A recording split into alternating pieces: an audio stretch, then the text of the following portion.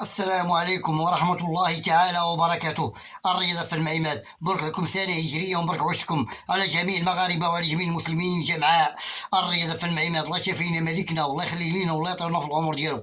الرياضة في المعماد، تنسلم على الناس يضربوا عمار بمحال وسنة هجرية مباركة مبروك عشرهم والله يسر أمورهم والله يعاون الناس يضربوا عمار. الرياضة في المعماد، تنسمع صيدلة 15 رمضان يضربوا عمار، الإخوان والأخوات والحاجة، سنة هجرية مباركة ومبروك عشرهم والله يسر أمورهم والله يعاونهم. الرياضة في المعماد، نسلم على الدعاء كاملة من كبيرهم حتى صغيرهم ومن صغيرهم حتى كبيرهم، سنة هجرية مباركة مبروك عشرهم والله يسر أمورهم والله يعاونها الدعاء كاملة.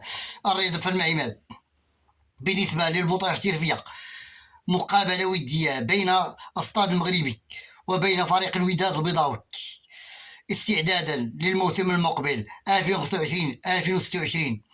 استعداد الفرق، كامل الفرق تستعدوا للموسم المقبل 2025-2026. وخاض فريق الوداد البيضاوي مقابلة ودية أمام نادي الأسطاد المغربي، وفاز فريق الوداد البيضاوي على الأسطاد المغربي ب4-2.